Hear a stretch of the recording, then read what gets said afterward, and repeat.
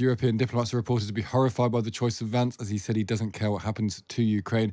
William, on that point, JD Vance says, I'm not bothered either way about Ukraine.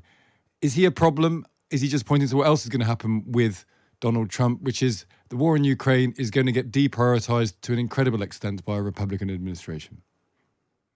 Well, this is a problem, this attitude, yes, and it doesn't just start with J.D. Vance, although of course, it's interesting and it's worrying that Trump has chosen somebody who already agrees with him about things like that. It's a sign of his confidence, Trump's confidence in the election, that he doesn't feel the need to choose a different candidate who appeals as vice president, who appeals to a different part of the electorate. He's gone for a younger version of himself in many ways in political attitudes, including on Ukraine. This is a great mistake. If they were elected, they would rue the day eventually where they abandoned Ukraine, because that will just impose enormous costs on all Western countries. If that happens, it will show the West doesn't have credibility in standing by countries in the future. That will embolden China, Iran, North Korea. So it would be a catastrophic mistake for American foreign policy to abandon Ukraine. So yeah, the fact that both Trump and his running mate have that sort of attitude is, I think, the biggest of all concerns that we might have about the presidential election in November.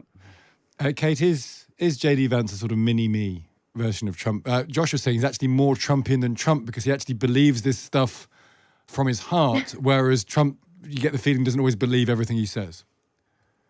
Sometimes Donald Trump says something in the campaign trail and it gets extra loud applause and then it becomes public policy. I do think there's some truth in that. I think the choice of J.D. Vance is more evidence that Donald Trump is trying to replay previous elections where he feels rejected.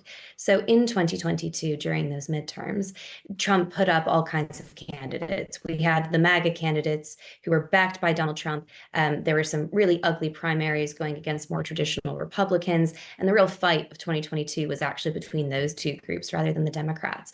When Americans got to the polling booth, they largely rejected Donald Trump's candidates in 2022. The Democrats had a fantastic midterm election. The one candidate of Trump's that got through was J.D. Vance in Ohio. He is now the junior senator. He hasn't been in politics for very long. And to me, selecting J.D. Vance is really just more evidence that Donald Trump isn't just interested in the future. He's very focused on the past. He wants to say, you know, people were getting it wrong. We all got it wrong in 2020 and 2022. By picking J.D. Vance, he's trying to validate votes that were happening a couple of years ago. The fact that he is a mini certainly helps. And I think that's broadly speaking fair. As you say, J.D. Vance takes things a bit further, and that's going to be one to watch, certainly on foreign policy, also on economics and trade. Donald Trump likes to talk a protectionist game, and he certainly did do some protectionist things when he was president, but broadly speaking, he allowed a free market economy to flourish, and that's what a lot of voters miss. They miss the pre-COVID Trumpian economy. Some of the things that J.D. Vance proposes, so protectionist, so America first in his language, could end up having the adverse effect. You know, you may empower some American businesses, but to the cost of the consumer, you may well risk making overall Americans poorer.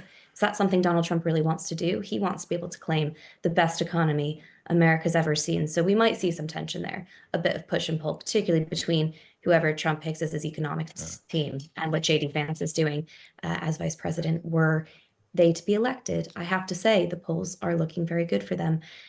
Frank Luntz, the pollster in America, did make an interesting point, though. He said, chances are, regardless of how you feel right now, Democrats and Republicans will come home. They will return to the candidate they wanted to pick before the assassination attempt. The difference is that now, if you are a Donald Trump supporter, you are absolutely showing up on voting day, no questions asked. For the Democrats who still aren't sure about the incumbent, aren't sure if he's totally up to the job, they may be more hesitant to show up. Donald Trump, I mean, he was injured, but if he'd been even more badly injured, if he hadn't been able to take to the stage at the Republican National Convention, do you think people would be a bit more forgiving, softer towards him, you know, people who don't agree with him? I've actually been quite shocked by the deliberate intention of many people to caveat the way in which they are speaking about this assassination attempt. They are so afraid to say anything kind or just gentle about the president and his supporters, that they condemn all political violence, but they don't go so specific as to actually show sympathy with Donald Trump. Yeah. And again, that is something I have struggled to do over these many years. I left the Republican Party because I was so disappointed by the MAGA takeover, and it's still something I don't personally support. But you have to be able to put that stuff aside to actually show kindness and solidarity to the individual that you don't like sometimes. It's an interesting question. Will things change? There are growing calls for civility, but I think they're still deeply politicized. You have Democratic Senator Chris Coons calling on Donald Trump this week to call for unity, as Joe Biden, he says, has already done. The implication being the Democrats already have a foot up. Meanwhile, we are expecting to see a brand new speech from Donald Trump at the Republican National Convention, and he says it's going to be about unity. I think this will be unity according to Donald Trump. Very unlikely he'll be calling for anybody to gather together and come together and follow the Democrats. It'll be the Republicans.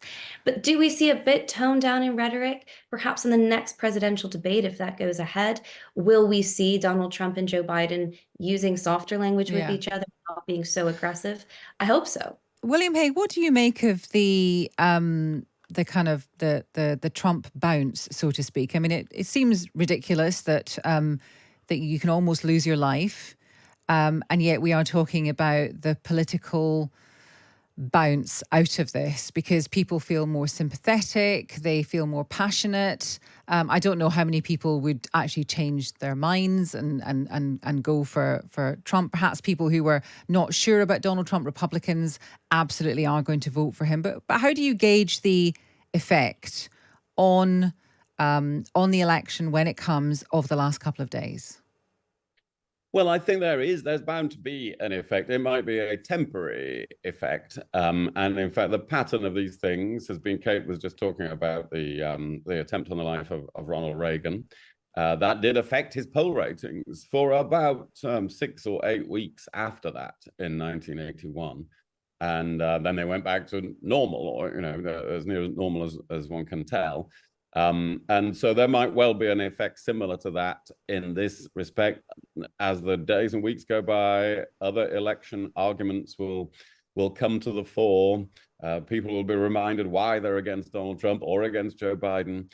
And so the effect of it is likely to fade over time. And of course, we don't know how big that bounce is in this circumstance, but you can't help talking about it because it's a close presidential election. Close in terms of the polls. It's only a few months away. This is the week of the Republican convention where Trump is nominated. And so this does affect his likelihood of winning the presidency. And I argue in my column today that it has some effect. This event has made a bit more likely two things that were developing anyway. One of which is that Trump has an advantage over Biden in the election as things stand. That's maybe a slightly bigger advantage now. And the other is that Biden is really trying to cling on to the Democrat nomination.